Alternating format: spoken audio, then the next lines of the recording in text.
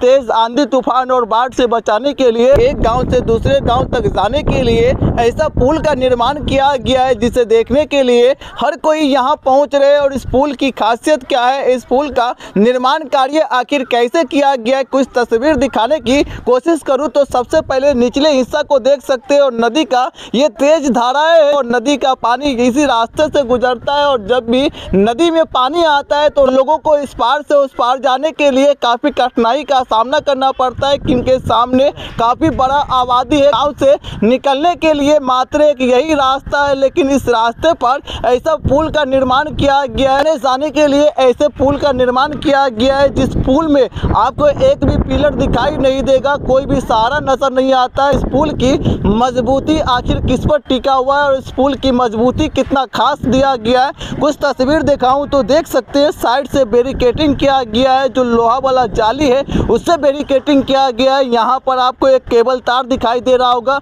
यहाँ पर सरिया दिखाई दे रहा होगा। और सेफ्टी का सबसे अधिक ख्याल रखा गया है, क्योंकि इस पुल की ऊंचाई 60 से 70 फीट ऊंचाई है। और इस पुल से गुजरने वाले बच्चे और गांव के कई ऐसे लोग हैं जो इस पुल के जरिए से इस पार से उस पार जाते हैं। और ये पुल उन लोगों के लिए काफ़ी लाभदायक है जो लोग इस पार से उस पार जाते हैं और बाढ़ के समय में गिर जाते हैं। ऐसे लोगों के लिए ये पुल का निर्माण किया गया है। तेज आंधी तूफान और बाढ़ से बचाने के लिए क्या क्या विकल्प दिया गया है, कुछ तस्वीर दिखाऊं तो सबसे पहले देख सकते हैं वो निचला हिस्सा वाला केबल है। और निचला वाला हिस्सा जो केबल है वहां पर एक पिलर दिया गया और इनके साइड में वहां एक पिलर दिया गया। ये तार इस पुल के मजबूती में कितना बड़ा योगदान देता है तो देख सकते हैं। यहाँ पर पुल का जो हिस्सा है निचला हिस्सा, उसे हिलने से बचाने के लिए यानी तेज आंधी से बचाने के लिए इस साइड भी केबल लगाया गया है, जो अगर इधर से तेज आंधी तूफान आए तो इधर का केबल जो है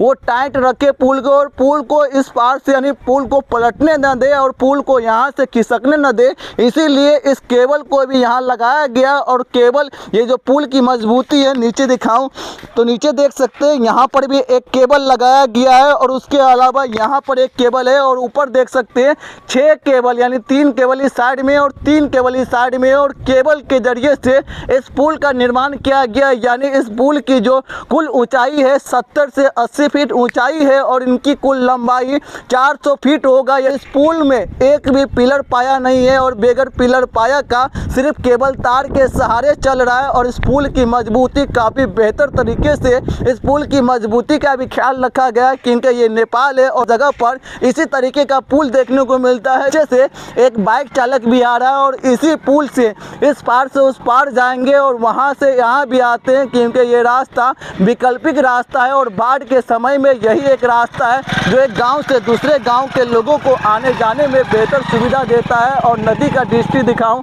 तो देख सकते हैं ये नदी है, मानसून एक्टिव होता है तो नदी विकराल रूप ले लेता है और लोगों को इस पार से उस पार जाने के लिए सोचना पड़ता है। और कई कई महीने तक जो इस गाँव से उस गाँव का संपर्क जो है वो टूट जाता है। और उससे जोड़ने के लिए नेपाल सरकार के द्वारा 1 साल पहले सोनमा गांव में ये पुल का निर्माण किया गया। और इस पुल की खासियत ये है कि इसे देखने के लिए हर कोई पहुंच रहे, इसे देखने के लिए हर कोई यहां आ रहे।